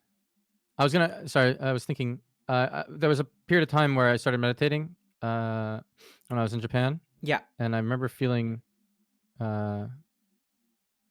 just like serenity. Yep. And I wanted you to tell me a little bit about meditation, I guess. Yeah, great. So I was let's curious. talk about meditation. So what's meditation, Reckful? Well, now that putting it in the perspective of what you were telling me earlier, I guess I like it because it takes me out of myself. Yep. Because I'm not myself at the time. Yeah. So I want y'all to understand. So like we have a mind and we think we are our mind, but we are not our mind. Our mind is just a part of us. Right? Like if you think about... You can observe your own thoughts. Absolutely. And then you're the observer. It's kind of mind fucking actually to think about it. It is mind fucking. If you're observing the thoughts. Yeah. So you can't, the observer cannot be the observed. So you can look at yourself in a mirror, but then what you're actually looking at is the mirror, right? You're not actually looking at yourself. So the yogis realize that there's this thing called consciousness, which is actually outside of the mind. And sometimes when you meditate, you enter this state of mind where you have no thoughts and no real perception of time, because time also exists within the mind. And that the more that you step out of your mind, the closer you get to the most basic version of yourself, which is what consciousness is. And meditation is this systematic practice of stepping outside of your mind and existing in a conscious state without the activity of the mind. And we tend to associate those two. But there's a very simple understanding of the states of consciousness. Go ahead, ask. No, I was just going to say, we can agree on everything else without agreeing that time exists in the mind, right? So one of the hallmarks of the meditative state is you lose the perception of time. Yeah. Okay. I mean, psilocybin too. Yeah. Right. So that's because the perception of time comes from within the mind. So, for example, like when your mind... Yeah, the perception of time is from consciousness. Not from consciousness, from the mind. Right? So let's go through this. Well, what do you mean? Yeah, exactly. So the first thing to understand is like we think about consciousness and mind as one thing, but let's understand that you can have a state where you're conscious without mind, unconscious with mind, conscious with mind, and unconscious without mind. There's like a 2x2 table. Okay, I need that explanation. Okay. Yeah. So let's start with this. So when you're sleeping, are you conscious? No. Is your mind active? Yes. Yes. When? No, it's not. Okay, so let's think about this. When you're dreaming. Ah, beautiful, right? But you're not always dreaming. So... But I think even when you're not dreaming, you're repeating events of the day. Like, let's say you play piano and then you go to sleep. Sometimes you'll wake up and you'll know how to play it better, because I think while you're sleeping, your mind repeats it over and over. No. So what you're talking about is memory consolidation, which happens during sleep. Although I don't know if memory consolidation is an activity of the mind or not. But if we look at sleep... You don't know if memory consolidation is an active mind. An activity within the mind. The amygdala is activating or something. Yeah, right? So your brain is not your mind. So your brain is doing all kinds of shit when you sleep, but that's not mind. What do you mean by mind? Yeah, great. So we're going to understand this. All right. Okay, yeah. let's keep going. So this is the first thing to understand. Is like if we think about mind, so mind is like thoughts, it's sensations, it's sensory perceptions. That's mind. Okay, so thoughts and sensory experiences. Let's just call that mind. So in sleep... Is that the what's it called? The something cortex? Well, it depends on... Mostly? I mean, the cortex has different fields for different perceptions. So there's a somatosensory cortex, there's an auditory cortex, there's an olfactory cortex, there are lots of different cortices. So all the cortex combined, is that mind? No, so the brain is different from the mind. Okay, so remember that the yogis... I'm having trouble. So we're gonna let's take a step back from neuroscience for a minute and understand experience, right? So we can talk about neuroscience and what the different parts of the brain does, But let's take the perspective of a yogi or an individual. So we're going to talk about stuff that's not science, but that anyone who's watching can understand about their mind. So the way in which we experience it is what we're focusing on. We can talk about the science separately. Okay? Okay. So when you're sleeping, you can be dreaming or not dreaming, right? So when you're not dreaming, you're not conscious, you're not aware, and your mind isn't doing anything particular. Like you're not thinking. And when you dream, like you acknowledge that the state of dreaming and not dreaming are like fundamentally different. Yes, no. Let's start there. I'll acknowledge that, except that they're fundamentally different, but maybe this thing of organizing the memories could possibly be similar to dreaming, and we just don't remember it.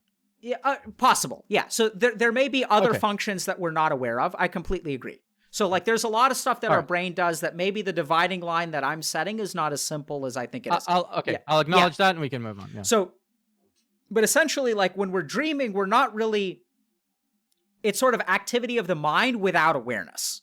So we're not really like conscious, but our mind is still like, it's like running a movie in our head. The other thing is there's also this state called daydreaming. And daydreaming is when we're awake, but we're not actually aware. Like when you're daydreaming, you quote unquote zone out, right? So that's actually a state of a lack of consciousness or no consciousness with activity in the mind.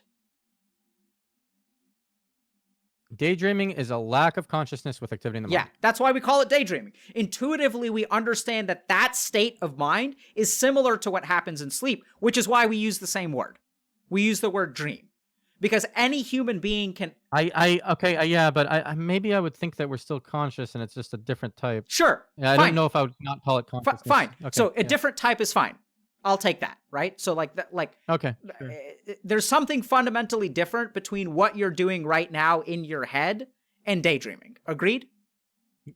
Agree. So what I would say you have right now is consciousness or awareness with the activity of mind. So they're both turned on right now. When you're in a coma or you're not dreaming, they're both turned off. When you have dreaming, your mind is on, but your awareness is off because you're not aware, like you're zoned out, but your mind is still doing shit. Okay? Neuroscience stuff we can talk about later. Then we come to the last state, which is a state of consciousness without mind. This is the state of meditation. This is the state that psilocybin sometimes helps you get to. Consciousness without mind. Right? Consciousness without mind. So the simplest way to understand this, Reckful. Yeah, go for it. Without the mind is the thoughts. Yeah. So without the thought. We're just going to show you. I got it. And we're still conscious. No, I get it. Yeah. No, but we're going to show you. We're going to. Well, you're right about. Yeah. So I think we can talk about this shit until we're blue in the face, but I think the simplest way to help people understand is to actually enter that state of mind, and then you guys will know what I'm talking about. So can we meditate? Yeah. Fuck yeah. Okay. Let's do it. So sit up straight. All right. Okay. So someone's commenting about lucid dreaming. So lucid dreaming is a great example of consciousness active while you're dreaming, right? Because you're aware. Okay. Yep. So Reckful, do this. Open your eyes. Can you guys do this? Right hand. You want me to do that? Dude. Yeah. Okay. Yeah, that's fine. This is good. This is fine. Okay. That's okay. That's okay. My fingers don't want to go that's like fine. that. Do like that. That's okay. Right. Okay, so we're going to take our thumb and we're going to block our right nostril. Block our right now. Oh, I'm doing the other hand then. Okay, wait. You wanted me to do that? Oh my god. My autism is showing. You're not autistic. People say I am in the chat. That's fine. Okay. So breathe in. I'm not autistic, guys. He's not okay. Autistic. So block your right nostril and breathe in. Use the other two fingers to block the opposite nostril. And then breathe out. Let go of the thumb. And then breathe out. Breathe in through the same nostril. Switch. Breathe out. In through the same nostril.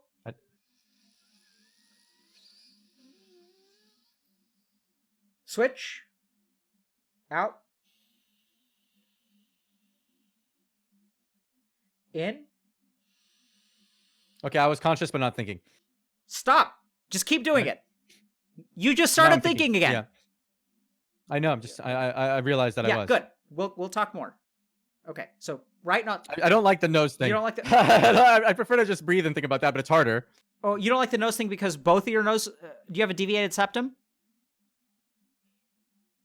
No, just I feel like I have to blow my nose now No, after that's plugging in okay. and One of unplugging. your sides is going to be more open than the other. That's normal. Which side is more open? This one right now. That's Left. okay. My left. Okay, so okay, we're gonna try this because I want people at home to do this because this is a good technique for people at home. You don't have to do it, but so block the right nostril and breathe in. I'll do it. I'll do it.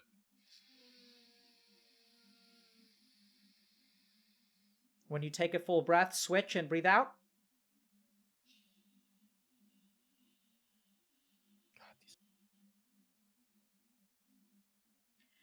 In through the same nostril.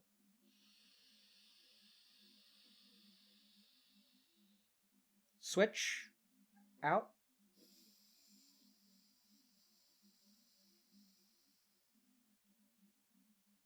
In.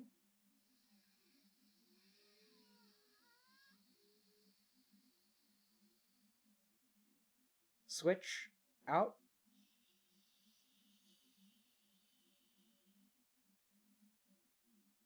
In. Switch out.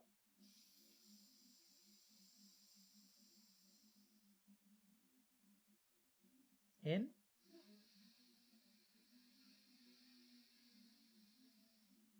Switch out. Now remember that you breathe in through the same nostril that you breathed out before you switch. And now continue at your own pace. Close your eyes. We'll practice for about 3 minutes.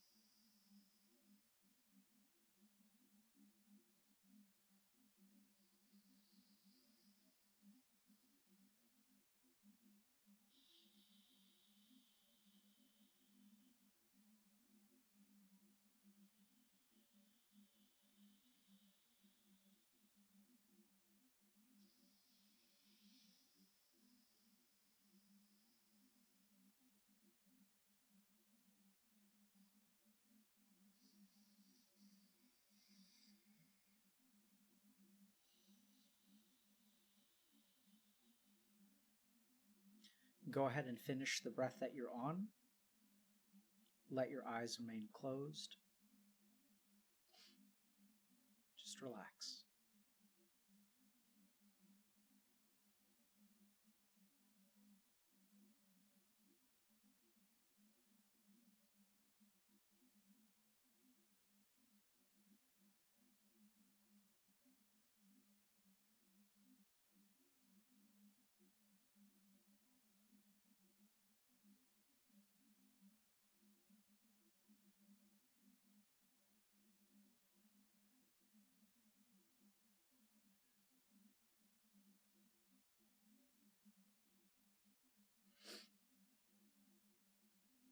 Now put your palms together in front of you and start to rub. Feel the warmth of the friction, and then cup them over your eyes. Take a deep breath in, and as you exhale, slowly open your eyes. When they're fully open, go ahead and relax. Let your arms.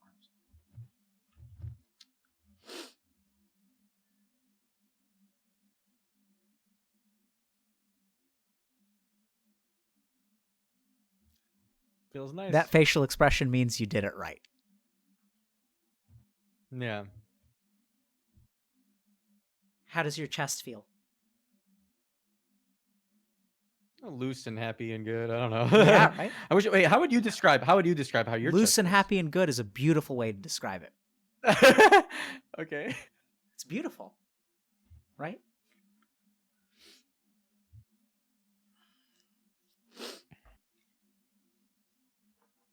Okay. So, Reckful, you don't have to be an expert to be right about what you think, right? Because I'm getting the sense that you're competent in some areas, and you're confident that you're competent in those areas, and outside of those areas, you maybe feel like you're not that competent, but you're good, dude. You're good. For sure. You're good. Trust yourself. I'm okay with being unconfident in the areas that I don't know well. I don't mind it. Yeah. I think it's fine. It's just like you thought it was fine to do the eye roll. Yeah. I like that I'm not. If I state something as a fact, then not that it is a fact, but I'm way more certain of it in my head than most people will have to be certain of something to state something as a fact. Great. So, what was your mind doing during that practice? Just now? Like not Oh, it was during the practice. It was off. Yeah. But you were conscious, right? So what you experienced is what I would call consciousness without the mind. And maybe your mind activated here or there. Like it would have a thought. Yeah, that's normal. But I think this actually helps. This whole play helps with you stopping the mind from activating. Yes. It keeps you focused on. Yes. Yeah, that's what it is for. I see. Exactly. Right? So the attention required to maintain the hand business is enough at like of a pull to keep your mind from getting bored. That's why I like this technique. Because if you just sit there and you tell people to observe their breath, if they have thought loops, which is this kind of momentum of the mind, you need something to break the thought loops.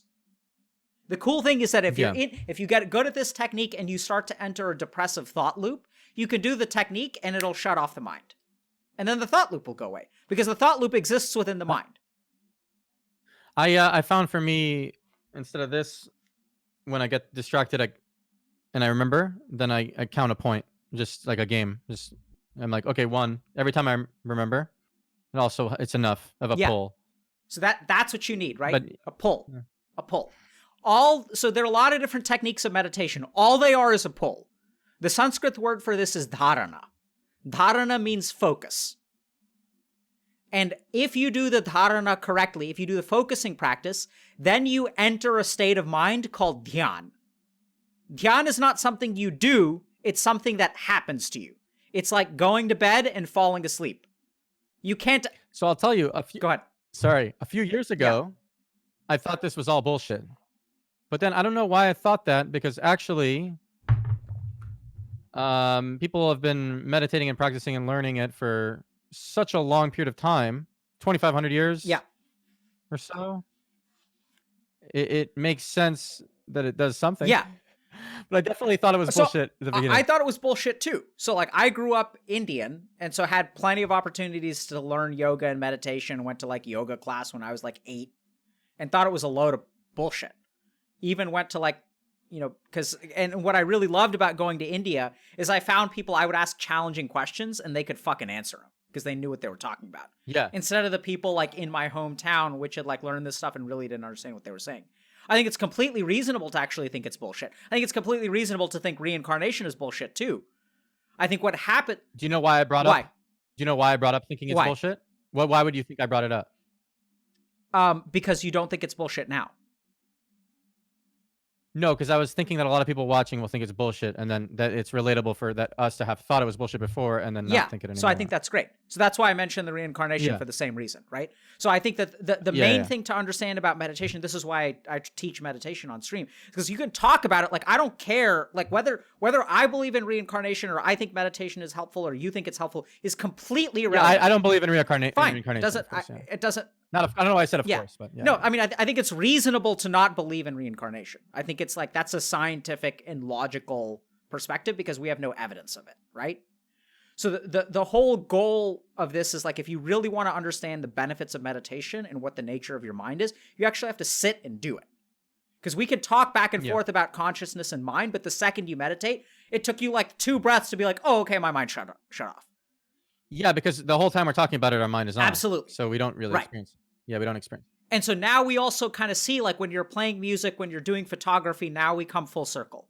When you're playing music, when you're doing photography, even when you're playing PvP and WoW, like, you stop being you, right? I'm immersed. You're in lost. A different experience. Reckful disappears, and you're just one with the experience. When you do psilocybin, the barriers of the identity fall apart. When you're depressed, you're in your own head. You're stuck there. The thoughts are constant. You're stuck inside yourself. You're stuck inside yourself. Stuck. You can't get away. Oh, should I eat? Should I not eat? I, me. It doesn't matter what I do. It doesn't matter what someone says. People think I'm a piece of shit. Yeah. All of those thoughts. Me, I. I'm worthless. I'm worthless. I. Step outside of it. Learn to step outside of it. I have recently started to, yeah. It's nice. Yeah. And also, when I had those experiences in the past that you're talking about, with photography and WoW and Astronaut's Call. And sometimes relationships. Yep. Right? And, yeah, definitely, actually. Yeah. But sometimes relationships keep you in your mind, right? Can go either way. Yes. It goes both ways, yeah. I'm glad you weren't against the psilocybin. Yeah. I mean, so... No, but a lot of people would be. So I think that, like, you know, drugs, I get questions about drugs a lot, and I think that, you know, I think a lot of people don't understand, like, we don't understand what stuff is doing to our brain, so I think you've got to be careful. Like, for example, a lot of people think, like, oh, marijuana doesn't make people stupid. No, it doesn't make people stupid. What it does is hampers your motivational circuitry. That's, like, worse. And I think that if you're... That actually is worse. Yeah. I think if your brain is developing, you shouldn't pollute it with shit. Like, I think if you want to do... I mean, I'm not advocating drug use, but I think that the damage that's done to a developing brain, because it's developing, is way worse than what's done to a fully formed brain. Okay. And I think that these substances, like... I don't know if people know this, but, like, yogis and stuff, even Shiva, who's sort of the first yogi, he's like a Hindu deity, but presumably was a man at some point who was just, like, a meditator. Like, he smoked pot. Like, because that's what yogis, some of the yogis and some of the traditions of meditation use. But I think that all of this stuff should be done under the guidance of a guru, or done, like, it's not just sitting around getting high, because generally speaking, I don't know many people who are I mean, actually I do know a lot of people who are successful and get high on a regular basis, but I know many more people who smoke pot and are nothing. And so I think that, you know, all substances have a role. Nothing is really a judgmental term, though. Sure. I think what does it mean to be nothing? You know, I mean, maybe if they're enjoying their life, it's okay. No, I don't think so. You don't think so? No, Okay. yeah, I don't think enjoyment is a meaningful life. I think if you're living your dharma, then for some people it might be, though. I mean, everyone is entitled to their opinion. What if they're enjoying it with a group of people? What if they're all enjoying it together? I mean, so I think using it individually is fine. I think as long as you're fulfilling your dharma, if you're doing your duty to, like, yourself and to other people, and you're making the world a better place, then you can do whatever the fuck you want to in your free time. But you should have a life of dharma where you fulfill your dharma. And I don't think that hedonism, or just the sake of like living a life of pleasure, is like, I'd say that life is nothing. Okay. Is that judgmental? Okay. Absolutely. I don't claim to be non-judgmental. Oh, no. I'm fine with you. I'm fine with you thinking that. Yeah. I'm not completely against hedonism, I would say. Let's say we found a way to manipulate our brain chemistry to be happy all the time, and we all wanted to do it. I wouldn't be against it. I mean, our goals suddenly would be different. Maybe our civilization wouldn't advance as much as it is, but well, I mean, there is a way to be happy all the time. So I advocate for people trying to be happy all the time. That state. I'm not saying there isn't. it'd be more readily achievable if we manipulated our neurotransmitters or something Yeah, maybe. with, yeah. Yeah, I mean, there are a lot of concepts there that I think need to be dug into more, but maybe not that we have time for today. I'm wondering, Yeah. do people have Oh, questions? it's interesting to hear your opinions. Yeah. Yeah. Oh yeah, you ask, see if people have questions and answer. Yeah. Let me see if I have like a question bot, but it seems like I'm gonna go eat soon okay. in like probably like 10 minutes or something. I had a really good time talking Yeah, to I mean you. we could, But I want to hear you answer the questions. Actually, I want to hear. but I don't see Oh, by the way, his how do I can somebody help me tee up questions? Oh, here we go. somebody help him, please. His stream is HealthyGamer_GG. People are linking it. My mods are linking it in the chat. So people are, is there okay? There's a lot of stuff. Okay. So what is a fulfilling life? Is there a way to be happy all the time? There's a quiet debate on when the brain is developed. I have heard many different. When is the brain fully developed? Did it work? You won't just okay. Okay. Let's. Okay. So there's a lot of questions about flow in the zone and being happy all the time. And can you get addicted to meditation? I think is what one of the questions is. So let's start with so meditation, you step outside of your mind and it can be relieving. The other cool thing about meditation, though, is that I think it lets you understand the other patterns within yourself that keep you stuck. So I don't think that you can really get addicted to meditation, because I think when you meditate a lot, you're going to start to process things that you don't through other forms of distraction. That's why I think meditation is OP. Because sure, it helps you feel better in the moment, but it's not like getting high, because getting high isn't going to, people think they have a lot of realizations when they get high because the mind perceives that it understands things, but then you wake up the next day and your life isn't actually changed. My overwhelming experience in my own life and also teaching meditation in my day job is that when people start to meditate regularly, they change. Like the way that they view the world changes, the way that they interact with the world changes. There's overwhelming neuroscientific evidence that the brain changes when you meditate. I don't know of... Go ahead. I was just gonna say, I really do believe in psilocybin changing. Psilocybin's different. Brain. Psilocybin is different. So there's a set of non-euphoric drugs like ketamine, psilocybin, ayahuasca, ibogaine that I do believe can transform people. So there's there's very promising preliminary evidence that some of these substances can profoundly change people for the positive. MDMA is another one. So there are pilot studies that have been done. MDMA for PTSD, right? And psilocybin for treatment refractory depression. I also, I'm an addiction psychiatrist in my day job. So I had a patient who used opiates for he's been using some substance or another since he was a teenager, and then used some of these substances and had some really powerful transformative experiences that I can't relate because they're very specific, but just weird, supernatural, metaphysical, soul, body, reincarnation level shit. And he is a transformed person and is sober for the first time in his life for 8 months. Since he was a teenager. Started experimenting with drugs when he was a teenager and has finally stopped using them. The really mind-blowing thing about him is that when he went to this treatment center that uses this stuff, after he was telling me about some of his transformative experiences, and then I thought that he wouldn't continue treatment because he felt cured. And then he blew my mind when he made this statement. He was like, yeah, I felt like there was a spiritual root to my addiction, which has been cured, but there's also a psychology to that, and I need to work on that. So continued with addiction treatment with actually a gung-ho-ness that I had never seen him do before. It was really fascinating. So I think a lot of these mind-altering substances do have roles in terms of helping people. But you're cutting out a little bit. It's fine. I don't know. I do believe that they have roles in helping people. I just don't know. I think it needs to be explored. Okay.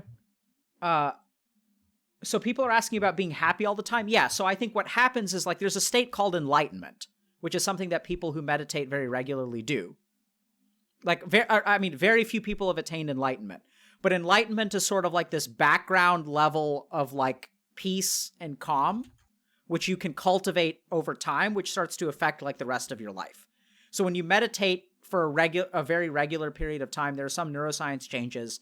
The most prominent of which is probably frontal lobe inhibition of your amygdala and limbic system, which lets you just be like more chilled out. And yeah. I was changing a server because I didn't want to interrupt you, but it kept interrupting. Yeah, it should be good now. Yeah, so you told him what the problem is. So someone's asking, you told him what the problem is, but how do you fix it? What do you think, Reckful? What do you think about what we talked about today? I think you made it pretty obvious. I just pursue my purpose, my meaning. There was a word you kept Dharma. using. Dharma. Yeah. Is the okay. I think that's part of it. And I think the other thing is that I think hopefully, Reckful, you understand that like this has a root somewhere inside you. And I think we got pretty close to the root today, which is why you had sort of this powerful kind of experience.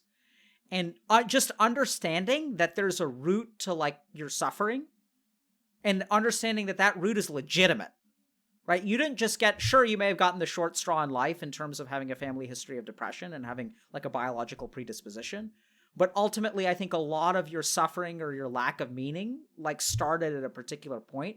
And that understanding can actually be like the first step of a very important journey. And I don't know exactly where that journey leads. I'd say if you have a therapist, you can work with them. Otherwise, I mean, I think, Reckful, I have faith in you. Just that through reflection and through work, and if you start meditating regularly, you're going to understand this on your own without anyone's help. Although help will accelerate the process. But okay. I mean, I think just continue. I like that you have faith in me. Yeah, I think. I like that. I mean, I think you've accomplished amazing things, and that you will continue to do so. And that when you put your mind to something, it sounds like you're pretty fucking good at it. So I think this is just what you need to turn your mind to when you're ready to. Right? Thanks for today, by the way. Thanks for coming on. I really appreciate this call. Yeah. It was. This one day was an important moment in my life, and thank you. Well, thank you for letting me do my Dharma. This is why I do what I do, man. And now you go do what you need to do, and go eat something first. Okay. Yeah. Take care, man. I'll see you. I'll keep in touch. Yeah. Adios, Bye. dude. You got a lot of hearts in the chat. Yeah. Let me just switch this, but thank you very much.